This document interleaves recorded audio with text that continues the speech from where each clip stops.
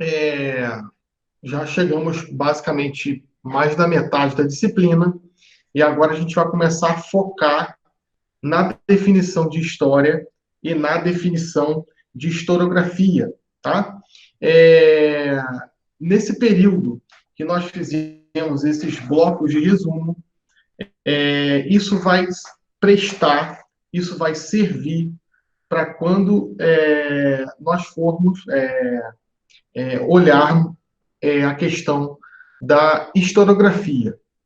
Como a historiografia de cada bloco se deu e por que, que a história se faz hoje dessa forma.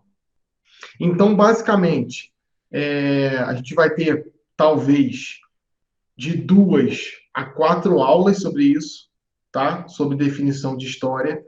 Claro que aqui o conteúdo tende a ser um conteúdo mais rápido, tá? Infelizmente. Em sala de aula a gente tira mais dúvida, tem uma interação maior. Como eu disse para vocês, eu não tenho certeza nenhuma que vocês ligaram o computador e saíram, visto que ninguém bota o rostinho na tela, né? Liga a câmera. Também não é obrigado, tá? Ninguém é obrigado a ligar a câmera, mas às vezes parece que eu estou falando para 2 ou 3 pessoas. Mas não fique, a Maria ligou a câmera. Não fique preocupado com isso, tá? É só uma dica. Vocês, 13 que estão aqui logados, eu tenho visto que são os mais fiéis, e com outras pessoas que são sazonais. O que isso quer dizer? Entram e saem. Infelizmente, é uma perda, porque vocês não vão ter, e aí, sem dúvida nenhuma, eu não falo assim com vaidade da minha parte, tá? Muito pelo contrário, vocês vão ver isso ao longo dos períodos. Vocês não vão ter uma disciplina igual essa, tá? Igual essa disciplina que eu estou dando para vocês, não vai ter outra. Por quê? Porque eu dou essa disciplina para vocês ainda na transição do ensino médio para o ensino superior. Quando eu for dar outra disciplina que eu dou no curso, que é História e Cultura Cristã, vai ser já outra batida. Vocês vão ser muito mais protagonistas do que eu. Não que eu vou passar trabalho e vou pedir para vocês explicarem a matéria. Isso não acontece, tá? Mas vai ser uma outra batida, com muito mais textos, com muito mais leituras. Eu até agora não passei nenhum texto para vocês, né? Na verdade, passei um do Jacques Legoff, passei. Do Jacques Legoff, História e Memória, ou não? Passou sim. Então, Passou. mas eu passei e não cobrei nada. Foi só como se fosse uma leitura complementar. Então, aproveitem, porque é uma disciplina mesmo de enamoramento, de você lembrar de algumas coisas e começar a perceber outras, tá? O que, que a história é? A gente vai fazer um pouco hoje uma definição e depois vamos partir um pouco para a história da história, tá? A história, gente, parte da curiosidade do homem de saber a sua origem, de remontar os seus ancestrais, de olhar para a realidade e querer algo mais do que a realidade dá. Deixa eu tentar melhorar. A gente precisa agora entender 2 contextos. Rapidamente. Deixa eu escrever aqui.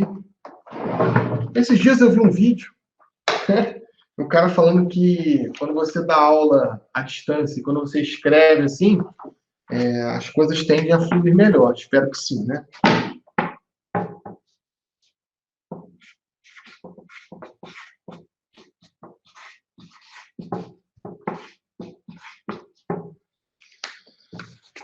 Pensa um pouquinho, o que é isso aqui? Realidade, tá? E pensa um pouquinho também o que é verdade. A história vai trabalhar com esses 2 conceitos filosóficos. Sempre. A gente tem, sem dúvida nenhuma, uma filosofia da história. A história que também não deixa de estar dentro do campo epistemológico da filosofia. O que é epistemologia? Do grego, epistemologos. Epi, entrar. Logos, escrita, conhecimento, ciência. Então, epistemologos é você entrar na realidade. O que é a realidade, gente? Realidade é aquilo que é real. Parece que é uma banalidade, mas não é. Se eu perguntar para você, defina o que é a realidade, vão ter milhares de coisas. Se você usar um pouquinho da filosofia, realidade é aquilo que é. Realidade é aquilo que toca os nossos sentidos, ok? Visão, audição, tato, olfato, tá? Isso é a realidade. Só que a realidade, Gabriel, a realidade pode ser uma realidade construída. O que isso quer dizer? O que vem a ser uma realidade construída? Por exemplo, eu estava assim, bonitinho, arrumadinho, com o casaco da Nike. Não. Eu posso estar de pijama aqui debaixo. Olha. Posso estar com uma blusa super velha aqui embaixo. Mas, na verdade, eu estou construindo uma realidade aqui.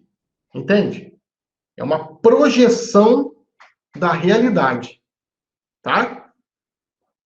O que vem ser essa projeção da realidade?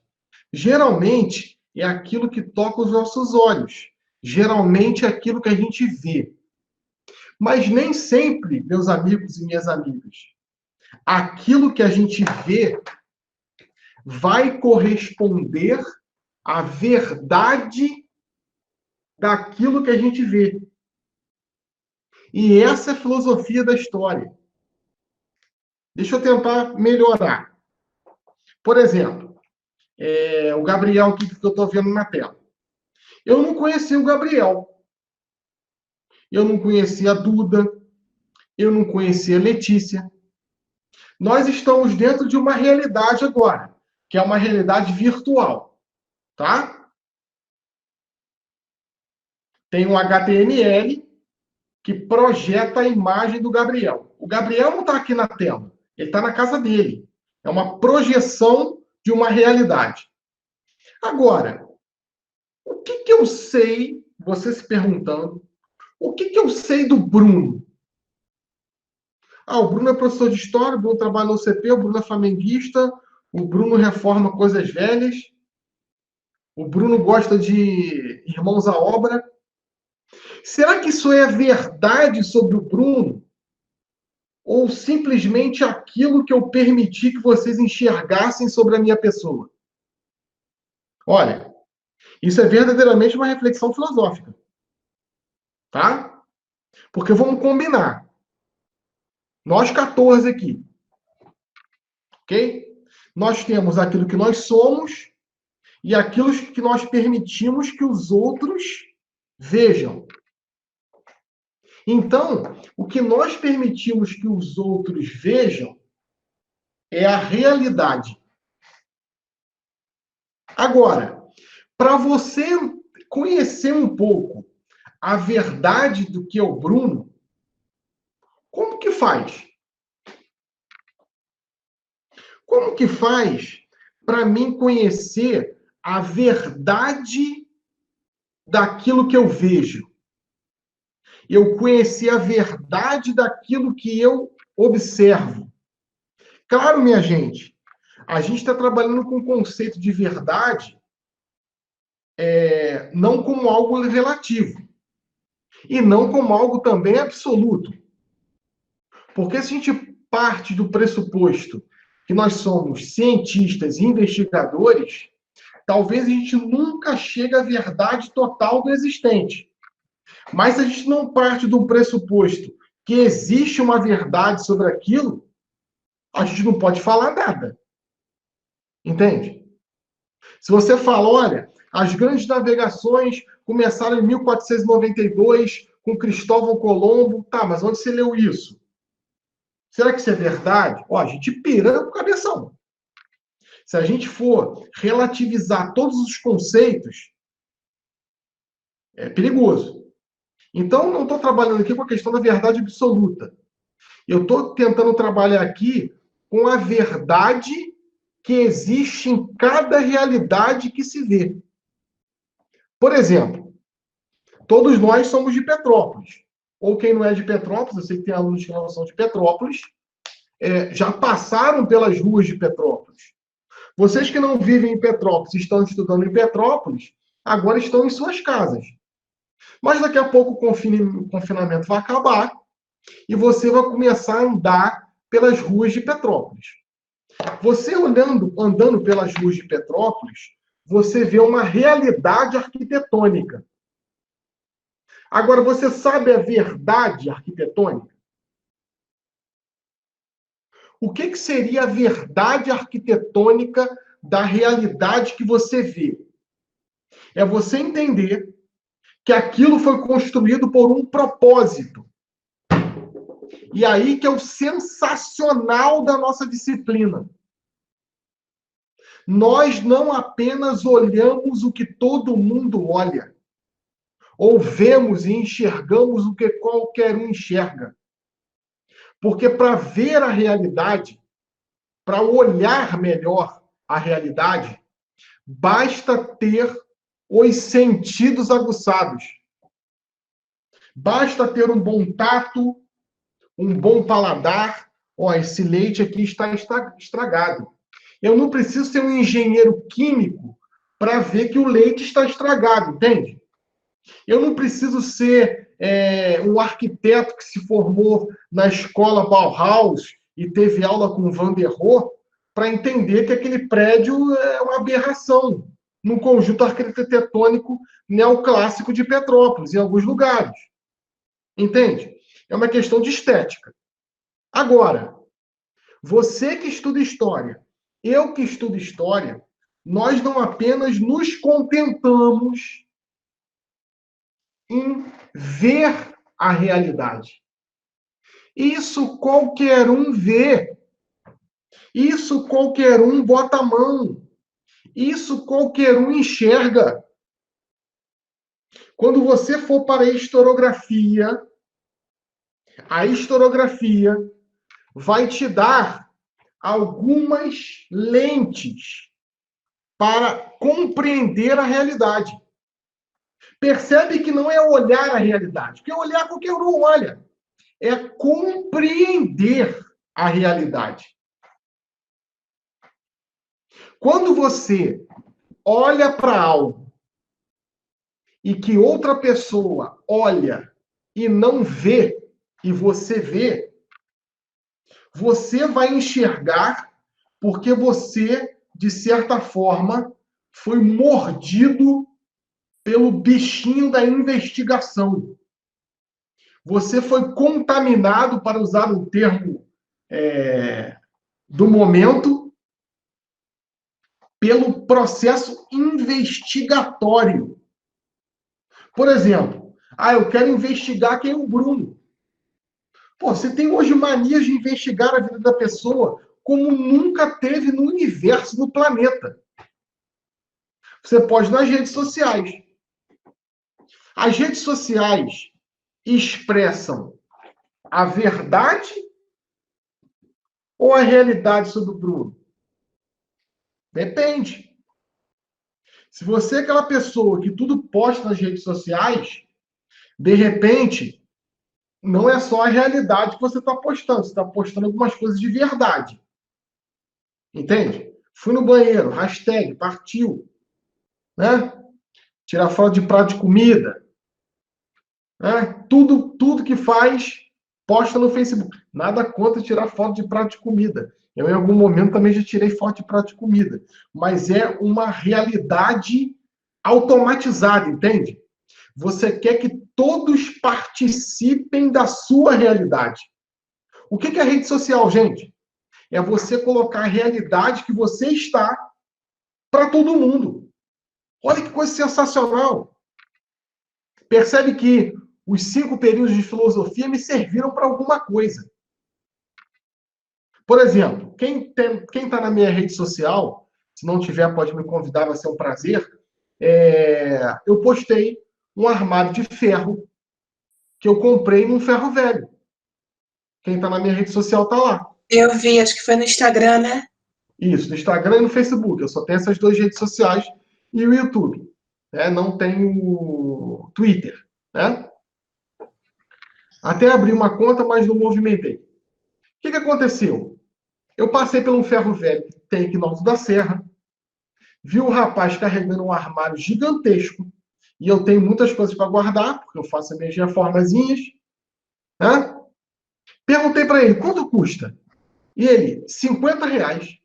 Eu falei, é meu. Comprei o armário. Fiquei 4 dias lixando o armário, pintando o armário, desamassando o armário, um pouco de terapia também. Pintei o armário e tirei uma foto. O que eu fiz? Eu coloquei a minha realidade como algo público. Só que a realidade daquela foto tem as informações que eu dei para vocês agora? Não tem. Eu simplesmente falei, peguei no ferro velho, só faltam os decalques. Se você sabe o que é decalque, você está no grupo de risco. Ninguém fala mais decalque. Hoje você fala adesivo. Na minha época era decalque. Adesivo é algo que era branco, preto, cor sólida. Decalque é um adesivo que tem um desenho. Olha, coisa de antigo, coisa de velho. Eu dei muito mais informações para vocês daquela realidade, quem está na minha rede social já viu, do que uma pessoa que simplesmente viu. Assim se difere um profissional de história. Entende que eu não estou nem chamando você de historiador, nem chamando você de professor de história. Vamos colocar o profissional de história. Porque eu não sei se no futuro você vai dar aula. A universidade vai te formar para dar aula. Tá? Eu não sei se no futuro você vai ser o Indiana Jones. Eu acho muito legal quando o aluno fala assim, eu quero trabalhar com pesquisa. Eu estou há 15 anos na universidade. Eu nunca vi um professor trabalhando com pesquisa sem ser antes professor. No Brasil isso não existe, só fora do Brasil. Tá? Claro, você pode passar por um instituto de pesquisa como licenciado em História, você vai trabalhar no setor de educação. Todos os profissionais de licenciatura que trabalham no Museu Imperial trabalham com educação. Quem trabalha com arquivo é bacharel. Entende? Você vai investigar. Já viu quando você vê uma peça, tá? Uma peça de indumentária, uma peça de roupa. E você fala, cara, que legal isso aqui, cara. Olha que legal. Olha que maneiro isso aqui. Aí você quer saber de quem foi. Se você não tem esse ímpeto, essa curiosidade histórica, por exemplo, você está passando na televisão, de repente tem um documentário de Segunda Guerra Mundial. Aquilo não te atrai? Gente, numa sala de 100 pessoas, vai atrair meia pessoa. Entende? Talvez ninguém seja atraído por aquilo, mas você é. Você vê programas na televisão e lê livros que outras pessoas não sabem nem que existe. Percebe que esse bichinho investigatório te transforma numa pessoa peculiar, diferente. Você já se pegou lendo embalagem de produto para saber de onde é, de onde vem, quais são os processos de logística que levaram aquele pote de margarina chegar na tua mesa. Isso é investigação. Quem estuda história, quem é apaixonado por história, quem estuda a história como nós estudamos cientificamente, tá? Ou aqui simplesmente um curioso de história, alguém que tem simplesmente uma curiosidade sobre aquilo, como você deve conhecer muitas pessoas, como de repente seu pai, sua mãe, seu tio, sua avó estão participando de todo o processo com você de aula, de interatividade. Você deve conhecer pessoas que se importam com a história. Agora, de repente, ninguém como você. Você, quando passa pelas ruas de Petrópolis, você percebe que as ruas de Petrópolis não são ruas, são pessoas. Quem foi Marechal Deodoro da Fonseca? Quem foi Floriano Peixoto? Quem foi o doutor Porciúncula? Quem foi o João Pessoa? Quem foi o doutor Nelson de Saerpe? Quem foi a Imperatriz? Quem foi o Imperador? Quem foi Alinton Werneck? Quem foi Padre Feijó? Quem foi Paulo Barbosa?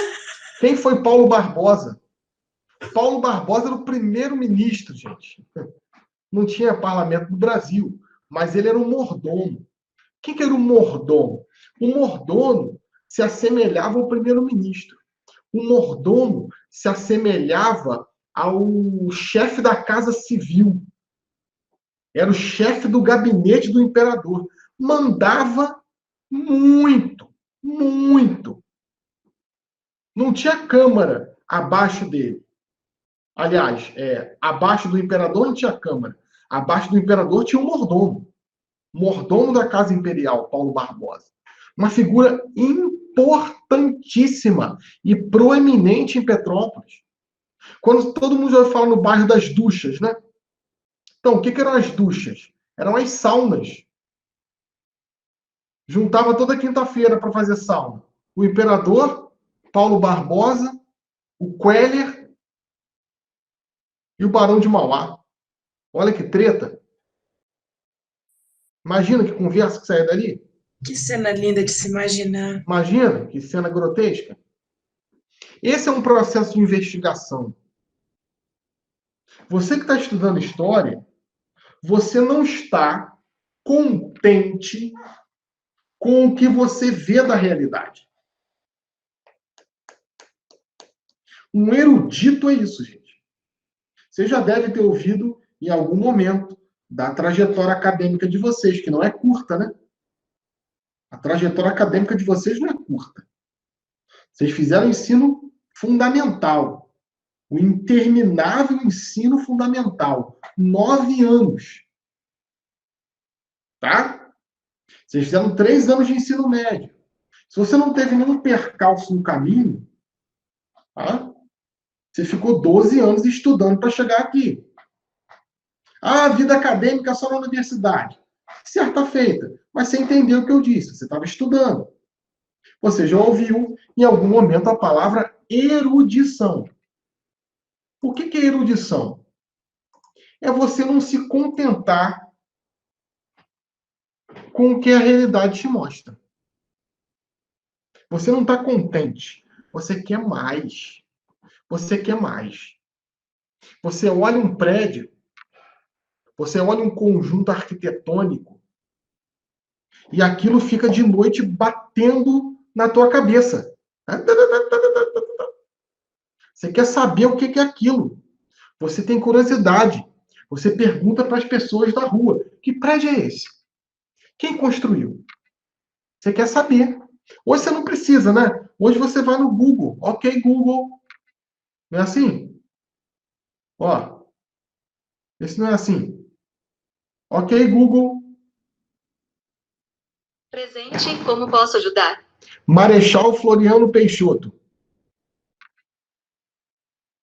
De acordo com o Wikipédia, Floriano Vieira Peixoto foi um militar e político brasileiro, primeiro vice-presidente e segundo presidente do Brasil, cujo governo abrange a maior parte do período da história brasileira conhecido como República da Espada.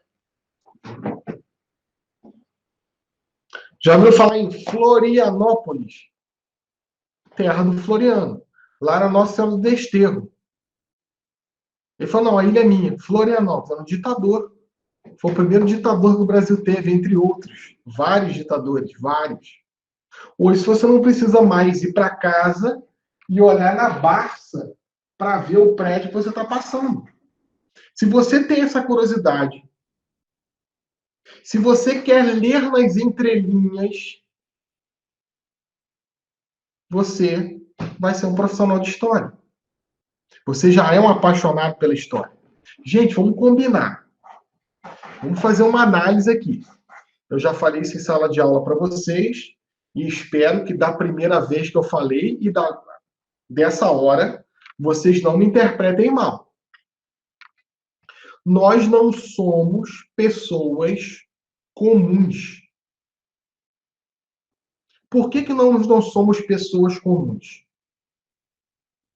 Olha o aparato que nós estamos tendo para estudar. Vocês acham que uma grande parcela da população brasileira tem essa capacidade?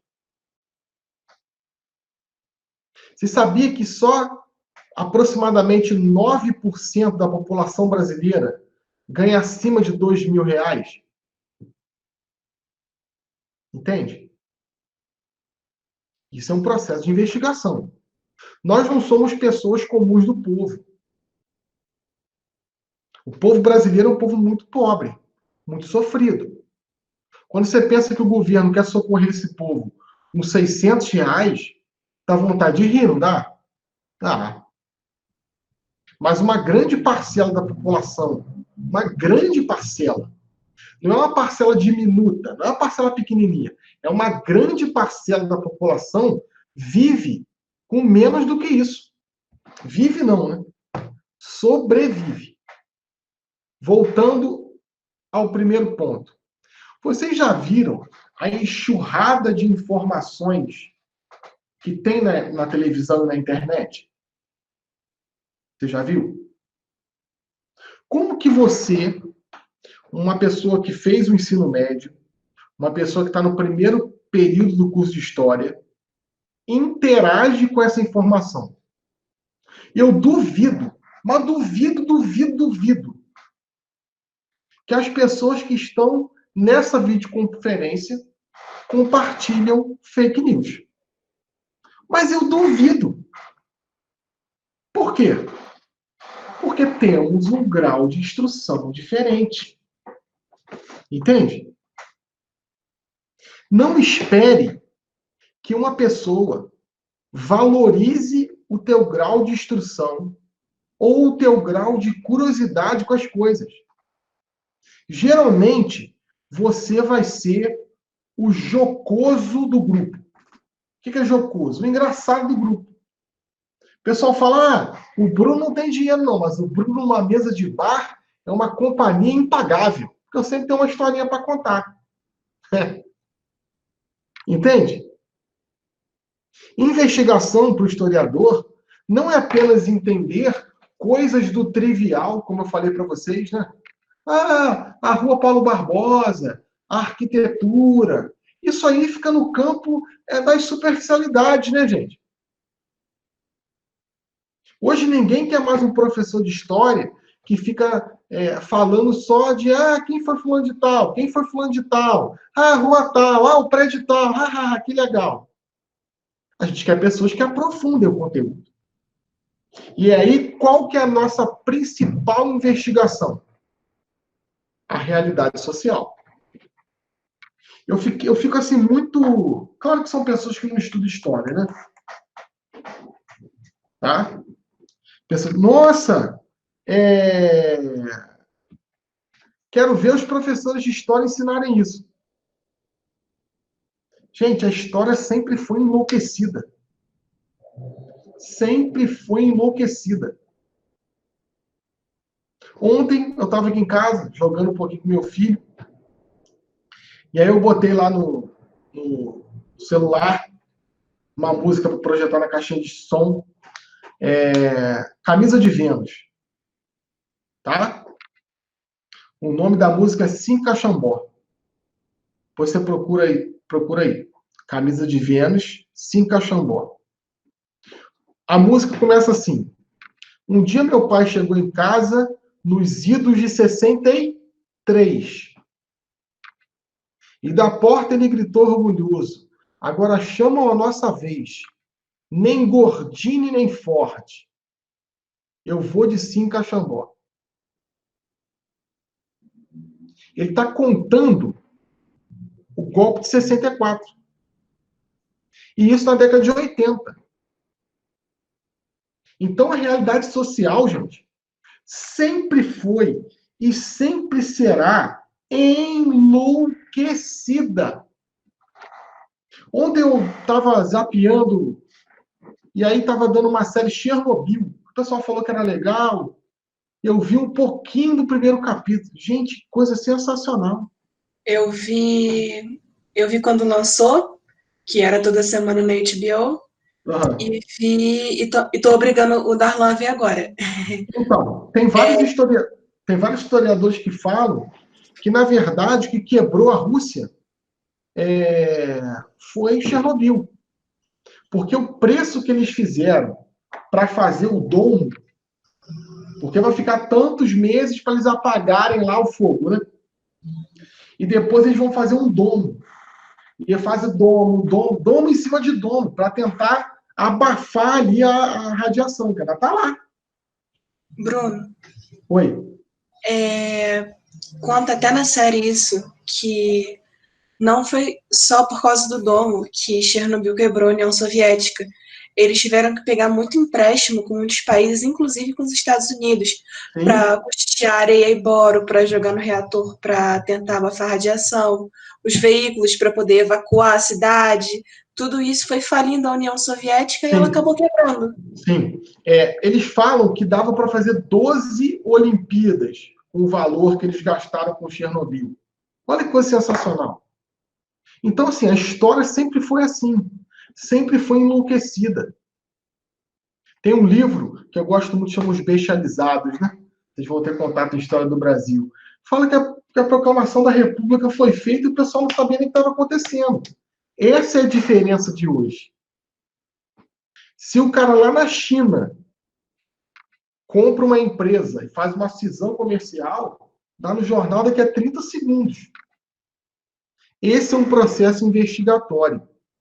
Nós temos, de certa maneira, mais possibilidades de investigar hoje do que no passado? Sim. Sem dúvida. Mas será que a nossa seleção de dados é bem feita? Você sabe fazer as perguntas para a seleção de dados que você fez? É um outro tópico. Qual que vai ser o nosso cronograma de estudo? Isso foi só um preâmbulo, tá? Qual que vai ser o nosso cronograma de meia hora? Qual que vai ser o nosso cronograma de estudo? Vou definir o que é história. Vou mostrar o que são fontes históricas. E vou mostrar um pouco das ciências auxiliares da história. Sem dúvida, vocês tiveram isso no 6º ano do ensino fundamental. E tiveram isso, muito provavelmente, no 1º ano do ensino médio. Nós vamos retomar. Se você tem bem claro o que são fontes históricas e qual o tratamento que deve se dar às fontes, você vai entender o que é historiografia. Tá? Então, as disciplinas introdutórias não são disciplinas que terminam quando termina o semestre. As disciplinas introdutórias continuam em outras disciplinas. Então, por exemplo, introdução aos estudos históricos vai continuar em teoria da produção do conhecimento histórico, em historiografia. tá? Então, o conteúdo continua. Esse seria como um primeiro capítulo introdutório. O que é história? Vou definir com alguns historiadores. E quais são as fontes históricas? Como que a gente trata as fontes? O processo de investigação vai depender muito de que fonte que você vai olhar. A história que você vai fazer, a historiografia que você vai compor, vai depender muito de que livro você vai ler, de que fotografia que você vai colher, de que relato que você vai testemunhar. Entende? Nesse sentido, a história é, sim, ideológica. Como toda disciplina, gente. Como toda disciplina. O que a gente não pode fazer é pegar uma fonte histórica e analisar aquela fonte histórica só com uma lupa. Se você olha aquela fonte histórica só de um lado, você não vai ver o outro lado. Você vai ver só uma parte. E ninguém merece ver apenas uma parte da realidade. Quem vê apenas uma parte não vê verdade, vê realidade. E aí qualquer um vê. Qualquer um vê. Se você falar, eu conheço a verdade sobre o Bruno professor. Tá, mas é metade, porque eu não sou uma coisa, porra.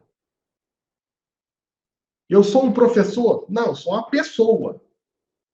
Eu sou uma pessoa que desenvolve um trabalho profissional como professor. Mas eu não sou um professor, eu sou uma pessoa. Pode me chamar de professor, tá? Não precisa me chamar de pessoa. Ô, pessoa. Mas é isso. Eu não sou aquilo só que eu exerço. Eu sou muito mais do que isso. Entende? O médico, ele é muito mais do que um médico. O enfermeiro, ele é muito mais do que enfermeiro. O maqueiro, ele é muito mais do que um maqueiro. O motorista de ambulância, ele é muito mais do que aquilo. Nós somos muito mais do que as funções que nós desempenhamos, gente. Agora, como é que você vai tratar as fontes? De um lado. Do outro lado. Pega a queda do Muro de Berlim, vista pela Alemanha Oriental e vista pela Alemanha Ocidental. Pega a Segunda Guerra Mundial, vista pelo lado do nazifascismo e do Japão. As coisas sempre terão dois lados, do vencedor e do vencido. E a gente entra no binômio marxista, do dominante e do dominado. Mas será que a história é só isso? Não. A história é muito mais do que isso. Quando você escolhe a fonte, você já automaticamente embute a historiografia ali. Quando você seleciona a fonte, já tem o teu dedo ali. Tá? E vamos falar um pouquinho das ciências auxiliares. Vamos definir um pouco história. Já falei isso aqui um pouquinho para vocês lá nos primeiros dias de aula, mas a gente vai tomar agora com um pouco mais de robustez, tá? Uma contribuição de Bloch foi definir a história enquanto ciência dos homens no tempo. Percebe que Bloch ele vai fazer uma crítica ao positivismo.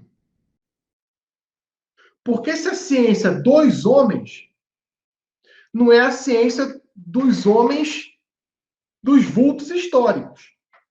Como que eu estudei história, gente? Na década de 80. O Mauro não está aí não, né? Como que eu estudei história na década de 80? estudando os vultos históricos.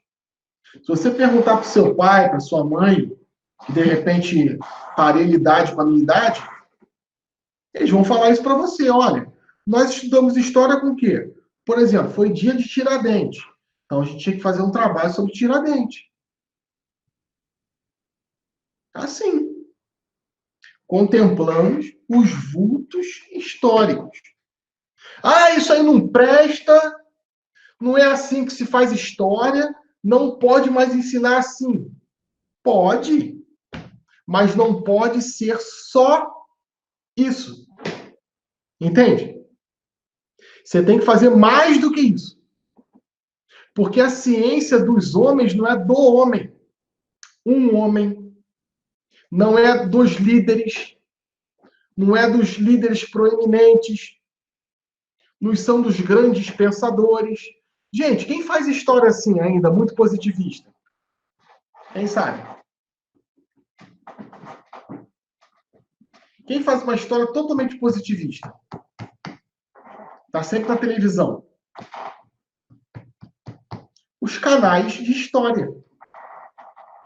Os canais de história fazem história de uma maneira quase que na totalidade positivista. Por exemplo, vocês já viram aquele programa Mega Industriários? Que vai falar sobre Carnegie, Rockefeller. É um pouco isso. A história americana, durante muitos anos, foi contada de maneira positivista. Os feitos e fatos empreendidos por grandes personagens que fundaram a nossa grande mãe América. É um pouco isso? Não. Bloch vai falar que não. Bloch vai falar, não, olha só. Todo mundo tem a sua história. Pô, Bruno, mas a minha história é menos importante que a história do Dom Pedro II? Depende de onde você olha. Depende de onde você está. Se você tem um filho de 10 anos e você morre, a sua morte, vai ser muito mais importante para ele do que a morte de Dom Pedro II. Ah, eu casei. O meu casamento é mais importante do que o casamento da princesa Diana e do príncipe Charles? Não, não é mais importante. Mas depende para onde você está. O impacto político, religioso, social, antropológico que tem um casamento de um príncipe é um. Mas não que para o meu microcosmos, no tempo, e daqui a pouco vai aparecer o espaço aqui, não é que seja importante. Bloch deu aos homens comuns um lugar que a história alijou. O que é alijar? Tirou. Nesse sentido, Bloch também vai fazer uma crítica ao marxismo, que vai ver a história, a gente vai definir história com Marx também, tá? Mais tarde. Com Marx, com Tocqueville, que é um positivista, tá? Não fiquem preocupados. A gente vai ver a história com Marx, que Marx e Bloch vai criticar, como um binômio. Dominante e dominados. O dominante é o detentor dos meios de produção. E a gente tem chaves de leituras para entender o marxismo, entender o materialismo histórico. O que é o materialismo histórico? É o braço do marxismo na história. É a ciência histórica para Marx. Marx, que é um meta-cientista. Eu falei isso para vocês. A gente pode dizer que Marx é um historiador? Pode. Pode dizer que ele é um cientista político? Pode. Pode dizer que ele é um filósofo? Também. Pode dizer que é um sociólogo? Também. Então ele vai analisar a história como uma mola mestra, que são os meios de produção. O homem é aquilo que ele produz. E essa produção vai gerar a luta de classe entre uma estrutura e uma superestrutura. É interessantíssimo. A gente vai ver isso com mais calma, um pouquinho mais na frente. E você vai entrar de cabeça, quando a gente entrar em teoria da produção do conhecimento histórico, em história, ciências políticas e econômicas e também em historiografia. Bloch vai criticar. Porque ele vai falar o seguinte, não, olha só, o homem, antes de ser um ser que produz, ele é um ser. E o homem é muito mais do que aquele que ele produz. E a gente tem que entender aonde o Marx está. Ele está no auge da segunda Revolução Industrial, onde o homem virou uma coisa. Quem é que já foi no supermercado e ficou por conta com a atendente do caixa? Quem é que já foi na Rua Teresa comprar um casaco e pediu para ver outras cores, outros tamanhos, e foi mal atendido e saiu da loja por conta? Acontece, não acontece? Mas vira o lado. Por que a gente não tolera em uma loja de departamento ou em algum lugar alguém que, de certa maneira, não nos trate da maneira como que nós gostaríamos de ser tratados? Porque a gente acha que aquilo ali não é uma pessoa, é uma função.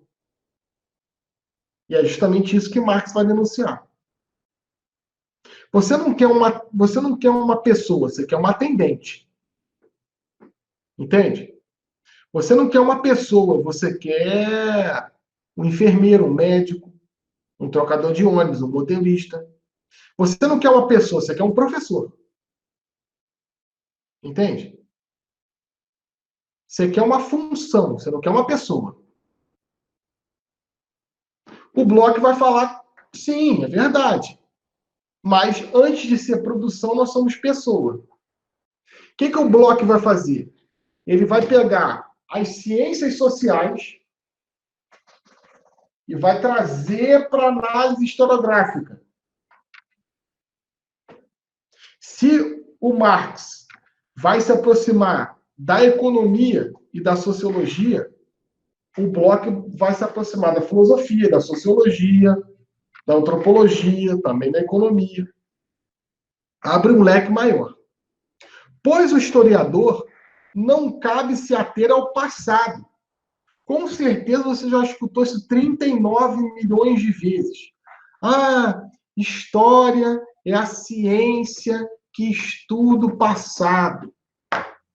Não, gente, nós estudamos o passado, mas a gente está no presente. Ó, visto que, enquanto sujeito ativo no processo de conhecimento, está no presente. Nós estamos no presente. Ó, quando nós vamos olhar o Egito Antigo, quando nós vamos olhar o Egito pré-dinástico, quando nós vamos olhar a Santa Ceia, a gente está no presente. A gente está agora. Visto que, enquanto sujeito ativo do processo de produção do conhecimento, está no presente. Caminha no tempo que vive. Rabisca isso. Rabisca não. Sublinha. Lembrou, Maiara? Sublinha isso. Caminha no tempo que vive.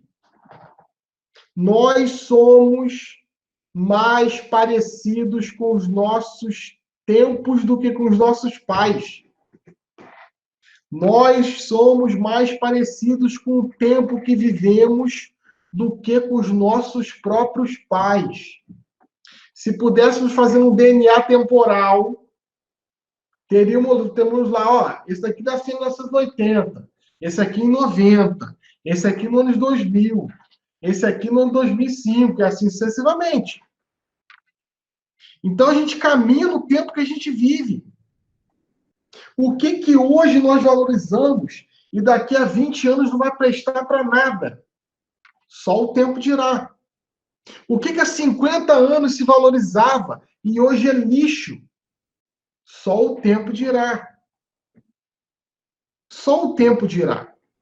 Por isso, gente, claro, a gente tem a famosíssima história do tempo presente.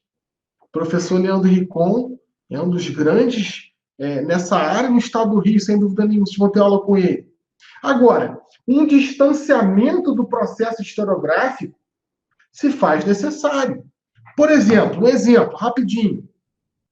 Quem aqui já leu um livro robusto sobre 11 de setembro? Sobre a queda das Torres Gêmeas? Ninguém. Por quê? Porque não tem um livro robusto ainda. Está muito próximo. Vocês perceberam a quantidade de livros que saíram agora sobre a Segunda Guerra Mundial? 50 anos. Você vai para o campo da igreja, quando o Vaticano II, que foi um concílio importante da igreja, fez 50 anos, veio uma literatura gigantesca por trás dele. Tem que ter um distanciamento. Por exemplo, queda do Muro de Berlim, em 1989. Agora que está saindo alguma coisa séria. Não que não tinha reportagens. Reportar. Não reportagens. Ô, louco, fala, garoto. Não. Reportar. Levar a pessoa lá. Tá? E não que essas reportagens não tragam a verdade sobre a realidade. Mas os impactos sobre aquilo demora, gente. A história é igual uma pedrinha no lago. O lago tem onda? Não. Depende do lago. Se for um lago pequenininho, não tem onda. Quando você joga uma pedra no lago, essa pedra vai cair na superfície, vai romper a superfície da água, o espelho d'água, e vai gerar ondas. Quando a última onda bater na margem, aí você pode dizer o que aconteceu. Esse é um distanciamento da história. Claro, gente. Claro. Tem que fazer história do tempo presente? Tem. Temos laboratórios de história do tempo presente. Mas você vai perceber que ao longo do caminho, a história tende a ter um distanciamento dos fatos. Tende a ter um distanciamento dos fatos. Por exemplo, agora que está saindo uma literatura interessante sobre o Plano Real, que foi em 1994. Olha, um distanciamento. Porque a gente precisa esperar para ver o que vai acontecer. A gente precisa esperar o tempo, olhando sempre pela ótica do presente. É lógico, gente. Por exemplo, hoje eu tenho vários instrumentos para pesquisa. Isso não acontecia 50 anos atrás. Claro que vocês não veem esse impacto, como eu vejo. Como alguém da minha idade, 40 anos, vê. Você pega você, que tem 17. Você já nasceu no mundo digital. Isso para você, isso que nós estamos fazendo aqui agora, uma videoconferência, é uma realidade que quando você nasceu, isso já existia. Aonde que eu via isso? Você fazer uma chamada de vídeo. Eu via isso no filme Jornada das Estrelas. Entende? Você está na ótica do seu tempo.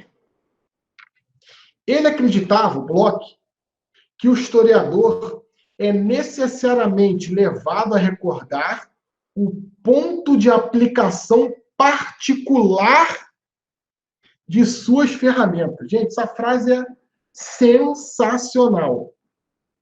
O historiador é necessariamente levado a recortar o ponto de aplicação particular de suas ferramentas. Quais são as minhas ferramentas? Quais são as ferramentas que eu tenho? Olha, eu tenho a sociologia, eu tenho a filosofia, eu tenho a história, eu tenho a química? Não, não tenho a química, então recorta. Eu não posso falar de química, porque eu não sei nada de química. Então a gente vai ter que recortar para aplicar na fonte histórica as ferramentas que eu tenho. Eu quero saber sobre o bairro que eu moro. Ah, eu tenho algum relato de morador? Não, não tem. Então não posso fazer história oral, porra. Entende? Eu tenho algum documento escrito? Tem. Pô, então eu vou fazer uma história bibliográfica. Olha que frase sensacional. Ah, eu quero fazer a história do meu bairro. Quero fazer a história da minha rua.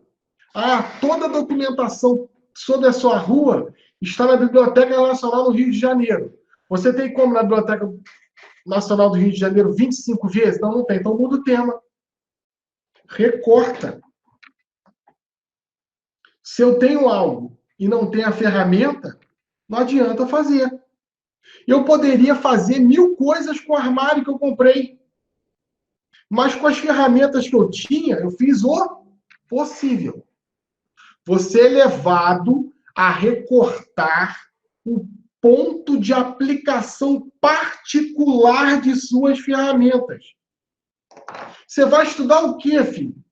Ah, eu vou estudar Brasil. Recorta. Eu vou estudar Brasil colonial. Recorta dentro do recorte. Eu vou estudar Brasil colonial de 1735 ao primeiro reinado. Opa! Dentro do recorte de Brasil, eu recortei Brasil colonial e recortei o ouro em Minas. Recorta, recorta, recorta, recorta. Hoje ninguém, gente, e as ciências biológicas vão nos ajudar um pouco nisso. Hoje você vai no médico e ninguém mais vai num clínico geral. Isso não existe mais. As pessoas falam assim, antigamente que era bom, né? Você ia no médico e o médico cuidava do dedo mindinho do pé esquerdo até o último fio de cabelo. Gente, não era bom, era ruim. Porque mostra que o cara não é especialista em nada. Você está com problema no estômago, você vai em um especialista. Você vai estar com problema na cabeça, de nervo, você vai no neurologista. E assim sucessivamente. Negava assim, continua, as crenças positivistas da total objetividade e o documento visto como fonte da verdade única e inquestionável. O que isso quer dizer? O cara via a fonte histórica. Dom Pedro II era um homem bom. Aí tu escreveu no livro didático. Dom Pedro II era um homem bom. Acabou a história. Não tinha análise nenhuma. Não tinha investigação. Não tinha o contraponto. Não tinha o contraditório. Em história tem que ter o contraditório o tempo inteiro. Olhem para mim. O contraditório é bom. Aprendam a trabalhar, a empreender e a viver em cima de contradições. Quantas vezes, gente, eu peguei um livro pensando que ia encontrar uma coisa e encontrei outra. Quantas vezes, pesquisando uma coisa, eu queria encontrar uma coisa e encontrei outra. Quantas vezes, acreditando em algumas coisas, encontrei alguém que acreditava em coisas diferentes e mudei de ideia. Precisamos ter em história musculatura política. O que é musculatura política, crianças? É entender que alguém vai discordar de você veementemente. Isso não quer dizer que você não pode tomar uma cerveja com ele depois. Isso no Brasil é insuportável. Não precisamos levantar uma bandeira. Podemos usar uma bandeira de acordo com a aplicação particular das nossas ferramentas. Entende isso? Ah, você é uma pessoa que não se posiciona. Não é isso. Não é isso. Eu só sou uma metamorfose ambulante.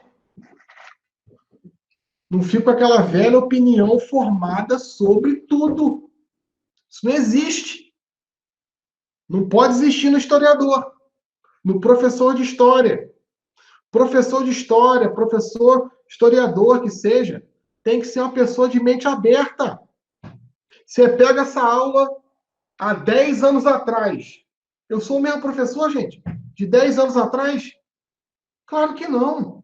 Por quê? Existe um contínuo, perpétuo, mudança. Olha o que vai falar. Negava assim as crenças positivistas da total objetividade do documento visto como fonte única da verdade, inquestionável. Também seria impossível compreender a história abstraindo da questão temporal. Então a gente pode riscar aqui, ó, tempo, sublinhar. História enquanto ciência dos homens, do tempo e do espaço. O que significa? Eterno contínuo, não para. Quando você vê alguém falando assim, o mundo vai acabar, você fala assim, já foi pior. E a gente vai ter muita história para contar. Sempre se teve. Como é que a gente vai explicar isso para os nossos filhos? Como a gente explica as coisas do passado agora. Por quê? A história é um contínuo, perpétua mudança. Mas antes tinha muito menos fatos históricos. Sim, mas antes tinha muito menos ferramentas também, né? Muito menos ferramentas. Eu até os 16 anos de idade nunca tinha visto um livro de história a não ser os livros didáticos. 16 é muito. Até uns 14, 15. Olha, eu fui ver um livro de história que não era didático com 15 anos, gente. Olha, eu vi a Barça. Entende? É porque eu sou um idiota? Não, porque eu nasci em outra época. Hoje é muito fácil. O Brasil, de linha geral, de maneira geral, claro, né? Toda generalização é burra, né? E toda unanimidade também. Agora, o Brasil, em linhas gerais, não lê, né, gente? Não lê. A gente não tem uma cultura de letramento. A gente tem uma cultura de fazer um cronograma de leitura. Não tem. Você vai ter que ir criando isso ao longo do caminho. Eu falei isso para vocês nas primeiras aulas. A gente tem que aprender a ler. Aprender a gostar de ler. Mas hoje, de certa maneira, a leitura está muito mais fácil. Você pode comprar um e-book, você pode comprar no sebo.